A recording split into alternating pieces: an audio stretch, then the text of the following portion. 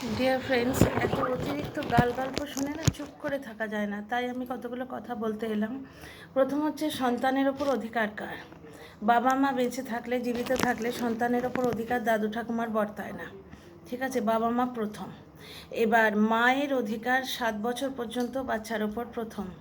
ঠিক আছে, সে ওআইটিতে এসে তার মাতৃত্ব জাহির করলো কি না করলো, আইনের চোখে সেটাই ইররেলেভেন্ট, মানে আইনের চোখে তার কোনো মূল্য নেই।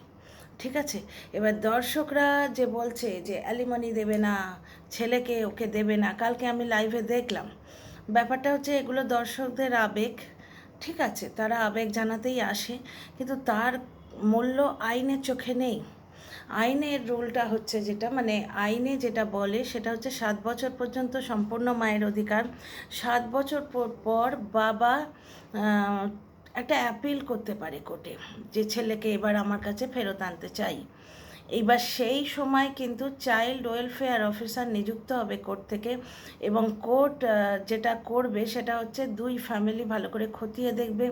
ছেলে মায়ের কাছে ভালো থাকলে কোর্ট দ্বিতীয়বার বিচার করবে না, কিন্তু ছেলে মায়ের কাছে ভালো না থাকলে তখন একটা জিনিস দেখবে যে বাবার কাছে দেয়া যায় কিনা। আর 18 বছর পর ছেলের মতামত গ্রাহ্য হবে। সুতরাং যে দর্শকরা বলে যাচ্ছে যে অ্যালিমনি দিও না, খবরদার অ্যালিমনি দেবে না, অ্যালিমনি, ঠিক আছে, ইটস ওকে, অ্যালিমনি কথাটা অ্যালিমনি নয়, অ্যালিমনি। ঠিক আছে, সবাই জানে না, ঠিক আছে, আমিও তো কত কথা জানি না। Dear friends, welcome back to my channel, my world of words. আমি সৌমি, আমি আপনাদের সবাইকে আমার চ্যানেলে ওয়েলকাম করছি। ডিয়ার ফ্রেন্ডস, ব্যাপারটা হচ্ছে দর্শকদের আবেগকে সম্মান জানাই, কিন্তু আইনটা অন্য কথা বলে। আইন হচ্ছে মায়ের কাছে ছেলে আসবে। ঠিক আছে, এবার ব্যাপারটা হচ্ছে যে ওআইটিতে মা 7 মাস পরে বললো কি 9 মাস পরে বললো, আইনের চোখে তার কোনো মূল্য নেই। আচ্ছা, এবার কথাটা হচ্ছে যে মা 7 মাস পরে বলল কেন, টিনা কেন 7 মাস ধরে ছেলের কথা বললো না? প্রথম কথা হচ্ছে টিনা তার ছেলে বেচতে চায়নি। প্রত্যেকে তো ছেলে বেচে বেড়াচ্ছে। টিনার ছেলেকে বেচে বেচে আজকে কেউ একজন 50K করে ফেললো, 54K করে ফেললো, সে টিনার পারমিশন নিয়েছে। এই যে কন্টেন্ট ক্রিয়েটাররা টিনার ছেলেকে বিক্রি করে এতদিন ধরে খেলো এবং স্টিল খাচ্ছে, তারা কি টিনার পারমিশন নিয়েছে? কারণ ছেলের ওপর দুজনের অধিকার, জলনদীপ এবং টিনা দুজনের সমান অধিকার। সুতরাং টিনা ছেলের কথা বলতেই পারে, এবং টিনার ছেলেকে টিনার বিনা পারমিশনে দেখালে টিনা সেখানে একটা কিছু বলার থাকে। শুধু জলনদীপের অধিকার ছেলের ওপর নয়। ঠিক আছে, দ্বিতীয় কথা, টিনা ছেলে নিতে চেয়েছিল, তাহিরপুর থানায় বসেছিল, এটা কিন্তু আমরা জলনদীপের মুখ থেকে শুনতে পাই। কিন্তু জলনদীপ যে ছেলে দিতে চেয়েছিল ওরা নেয়নি, এর কোনো প্রমাণ নেই। হ্যাঁ, রিকভারি ভিডিও একটা জায়গায় জলনদীপ প্রভোকেটিভ কমেন্টারি করে যাচ্ছে, কন্টিনিউ প্রভোকেটিভ কমেন্টারি করে যাচ্ছে। সেখানে কি একটা কথা বলেছে সেটা কিন্তু টিনা কোনো জবাব দেয়নি। সে এসছে অন্য কাজে, কারণ সেদিন কোর্ট শুধু মাল রিকভারির পারমিশন দিয়েছিল, সেদিন বাচ্চা নিয়ে যাওয়ার পারমিশন দেয়নি। এরকম অনেক কেস আছে, গিমা দালাল যেরকম বেশ কিছু কেস কমিউনিটিতে পোস্ট করেছে যে মা ক্ষতি করেছে হেন তেন, সেগুলো কিন্তু ওই কাস্টাডি কেস চলছে, সেই জন্যে মাকে ছোট দেখাবার জন্যে করেছে। তার মানে বুঝতে পারছো কাস্টাডি কেসটা পুরো দমে প্রথম দিন থেকেই চলছে। ঠিক আছে, আচ্ছা, যেদিন রিকভারি করতে এসেছিল সেদিন শুধু রিকভারি করার পারমিশন ছিল, পুলিশের সাহায্য নিয়েও কিন্তু সে ছেলে নিয়ে যেতে পারতো না সেভাবে। এরকম অনেক কেস আছে যে এইরকমভাবে মা এসে কোর্টের বিনা পারমিশনে, কারণ ব্যাপারটা এখন কোর্টের বিচারাধীন, ব্যাপারটা এখন কোর্টের বিচারাধীন, ছেলে কার কাছে থাকবে এটা অলরেডি কোর্টের আওতায় চলে গেছে, বুঝতে পারছো তো? এখন কোনো পক্ষই একতরফা ডিসিশান নিতে পারে না। যারা বলছো তারা একটু জেনে নাও, জেনে নিয়ে বলো। মাকে ছেলের কাছে আসতে আটকাতে পারে না, অমুক তমুক, এগুলো হচ্ছে ইমোশনাল কথাবার্তা। এবার সেদিন যদি টিনা বাচ্চাকে নিয়ে যাওয়ার জেদ করতো বা বাচ্চার সঙ্গে দেখার চেষ্টা করতো, ওটা কিন্তু হিতে বিপরীত হতে পারতো। কারণ এই রকম অনেক উদাহরণ রয়েছে, এরকম মা থাকতে না পেরে মনের আবেগে জবরদস্তি ছেলের ওপর, ছেলের সাথে দেখা করতে গেছে এবং সারা জীবনের মতো একটা কেসে ফেঁসে গেছে, ছেলের প্রতি ক্ষতিকর, বা মাকে ক্রিমিনাল কেসে ফাঁসিয়ে দেওয়া হয়েছে, এরকম অনেক উদাহরণ কিন্তু আছে। ঠিক আছে, তো ওই জন্যে মাল আর ছেলেটাকে লুকিয়েও রাখা হয়েছিল, টিনা চাইলেও পেত না। ওই যে বলছে জলনদীপ প্রভোকেটিভ কথাবার্তা, এগুলো শুধু দর্শক ভড়কানোর কথাবার্তা, এর কোনো আইনি ভিত্তি নেই। জলনদীপ যেটা বলছে না যে আমি না চাইলেও পুলিশ ব্যবস্থা করে দিত, না, পুলিশ ব্যবস্থা করে দিত না। কারণ কোর্ট কাছারি পুলিশ একটা লাইন মেনে চলে। পুলিশের কাছে কোর্টের পারমিশন ছিল শুধু মাল রিকভারির, বাচ্চা রিকভারির পারমিশন ছিল না। ঠিক আছে, আচ্ছা, এখানেই আমি বুঝিয়ে দিলাম যে সেদিন কেন মাল নিয়ে এসেছিল, পায়নি তো কিছুই, ওই 3টে ফার্নিচার মাল নিয়ে এসেছিল, বাচ্চা নিয়ে আসেনি। আর দ্বিতীয় কথা, এই সমস্ত কথা সমস্ত আইনের সামনে ইররেলেভেন্ট, এগুলো বলে দর্শক উস্কানো যায়, আর কিছু হয় না। আচ্ছা, এবার টিনা কেন বাচ্চার কথা বলেনি? এক হচ্ছে টিনা বাচ্চাকে বেচতে চায়নি, বাচ্চাকে ও বেচতে চায়নি, ও মা। দ্বিতীয় কথা, টিনার চ্যানেলে এফেক্ট পড়তে পারতো হয়তো, একটা আঙ্গেল কিন্তু আছে, যেহেতু বাচ্চাটা জলনদীপের কাছে আছে, তার ছবি দিলে বা তার কথা বললে হয়তো ওদিক থেকে স্ট্রাইক বা কিছু একটা আসতে পারত। ঠিক আছে, সুতরাং আইনজীবীর নির্দেশ ছিল একদম চুপ করে থাকার, ছেলের সম্বন্ধে না বলার। ঠিক আছে, কিছু একটা শিওর হয়েছে, কোনো একটা গ্রাউন্ডও পেয়েছে, তাই এখনও বলার চান্স পাচ্ছে। দ্বিতীয় কথা হচ্ছে, বাচ্চার ওপর কার অধিকার সেটা তো আমি ক্লিয়ার করে বলে দিলাম।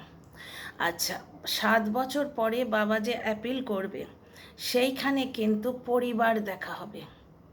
কারণ বাচ্চা কোথায় থাকবে এটা শুধু যখন বিচারাধীন হয়ে যায় না, এটা শুধু বাবা মার এখতিয়ারে আর থাকে না, কোর্টের আওতায় চলে গেলে এটা কিন্তু চাইল্ড ওয়েলফেয়ার বলে যে ডিপার্টমেন্টটা আছে, চাইল্ড ওয়েলফেয়ার অফিসার আছেন, তাদের হাতে চলে যায়।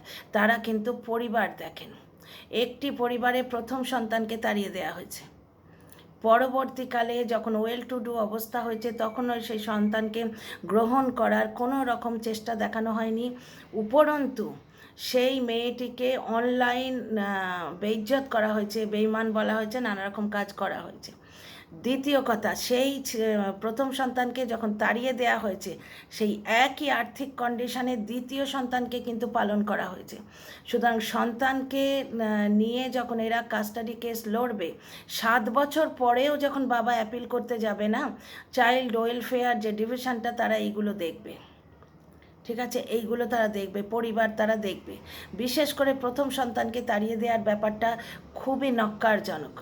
ঠিক আছে, 7 মাস ধরে যে ওআইটিতে ছেলে বেচে খাওয়া, এটা একটা জিনিস, আর কোর্টে দাঁড়িয়ে জাজ সাহেবের দাঁড়িয়ে রিয়েল গ্রাউন্ডে দাঁড়িয়ে ছেলের জন্য ফাইট করা আর একটা জিনিস। আর দর্শকদের সেন্টিমেন্টকে সম্মান জানাই, সে আমার তরফেরই হোক আর আমার বিপরীতেই হোক, দর্শকদের একটা সেন্টিমেন্ট আছে। কিন্তু সেখানে এই যে এনারা বলে চলেছেন কন্টিনিউ, এই করবে না দাদা, ওই করবে না দাদা, তাদের কাছে বিনীত অনুরোধ, তারা জেনে রাখুন যে দাদার হাতে ব্যাপারটা নেই। অ্যালিমানি দেবে কি না দেবে কোর্ট ডিসাইড করবে। টিনা অ্যালিমানি চাইতেই পারে, দেবে কি না দেবে কোর্ট ডিসিশান নেবে, কতটা দেবে কোর্ট ডিসিশান নেবে। দুটো ক্ষেত্রে টিনা অ্যালিমানি পাবে না। এক হচ্ছে ও যদি গভর্নমেন্ট চাকরি করে, দ্বিতীয়ত পুনর্বিবাহ করে।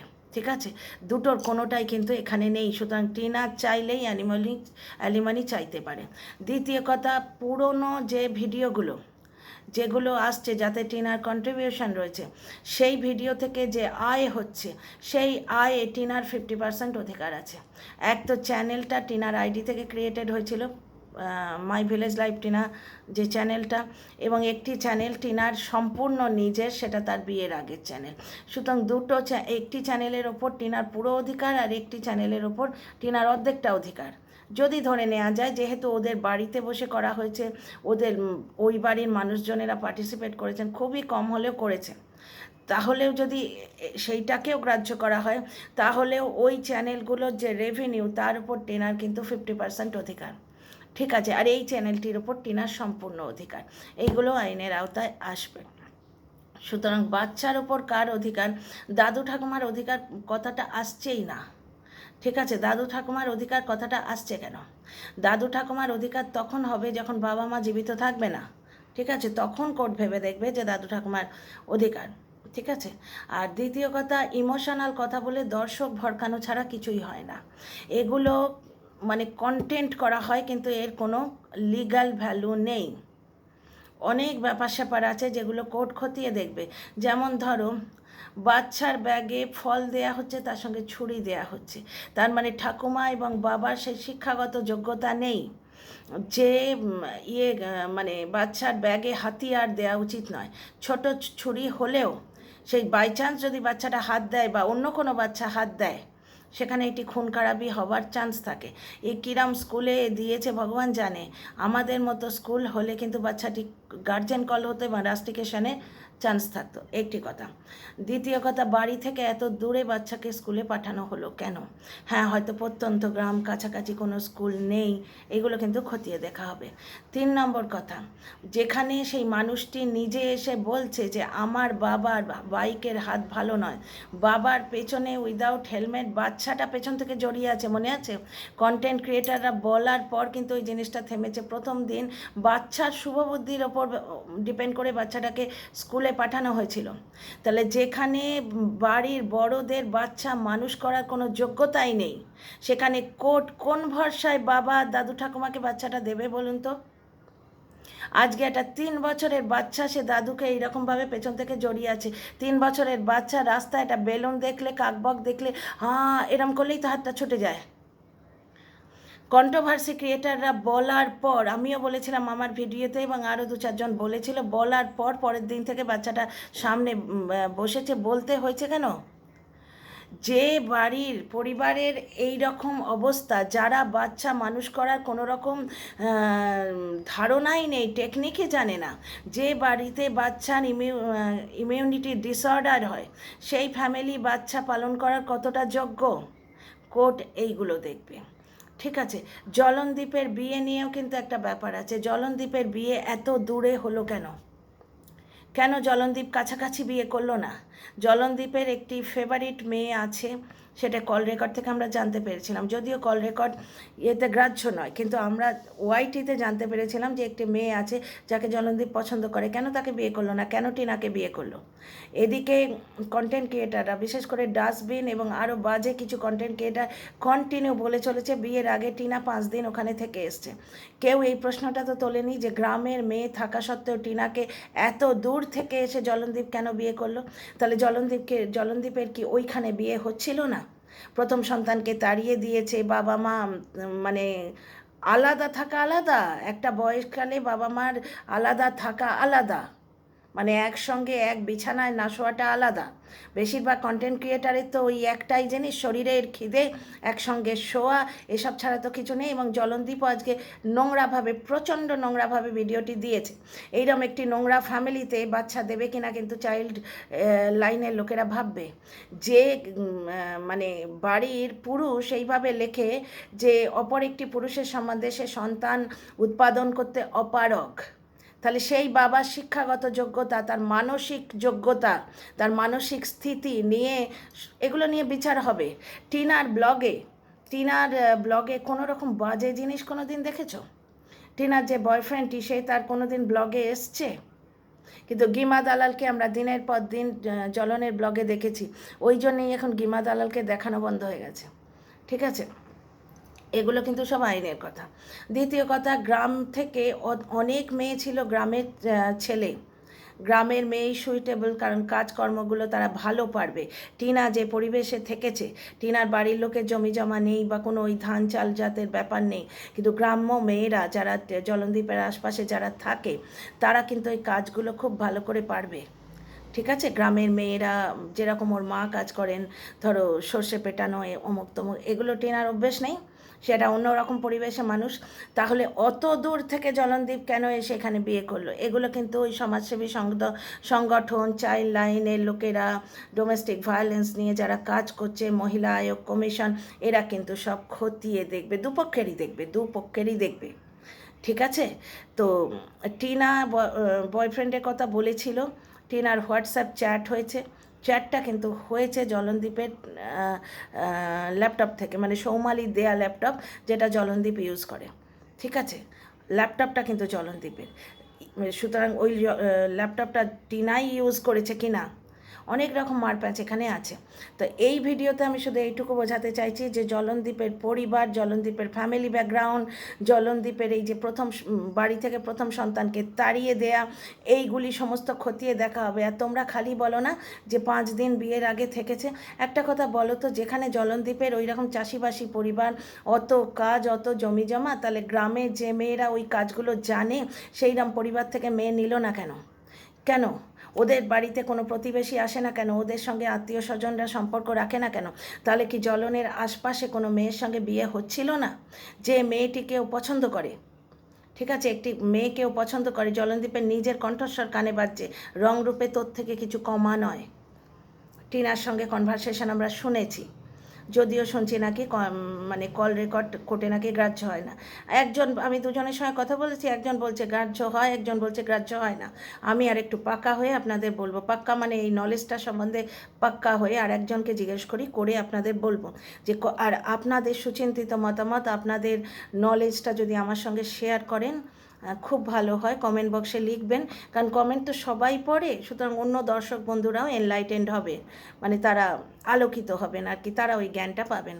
তাহলে কল রেকর্ডে শুনতে পাচ্ছি জলনদীপ নিজে বলছে রংরূপে তোর থেকে কিছু কমা নয়। মনে আছে ব্যাপারটা? তাহলে গ্রামের একটি মেয়ের প্রতি সহানুভূতি বা একটা প্রেম সম্পর্ক, ভালো লাগা, ঠিক আছে, ভালোবাসা যদি নাও হয়, একটু ভালো লাগা ছিল জলনদীপের, ঠিক আছে। প্লাস চাষিবাসী পরিবারের ছেলে, এত দূরে কেন বিয়ে হলো হাসনাবাদে? কেন কাছাকাছি মেয়ের সাথে বিয়ে হলো না? তাহলে জলনদীপের পরিবারের কি ওখানে দুর্নাম আছে? জলনদীপের গ্রামের লোকেরা কি জলনদীপের পরিবারে মেয়ে দিতে চায় না? অনেক রকম ব্যাপার আছে, এনজিও কিন্তু এগুলো খতিয়ে দেখবে।